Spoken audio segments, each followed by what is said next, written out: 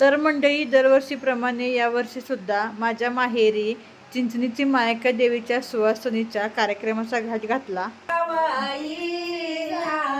माझ्या घराला पावईना, माझ्या घराला पावईना, माझ्या घराला पावईना, कोणाला वाटईना.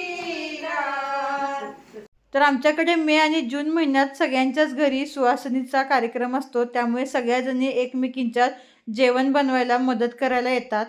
पोळ्या झाल्या, बाकीचं सगळं आवरलं तोपर्यंत ढोल आला.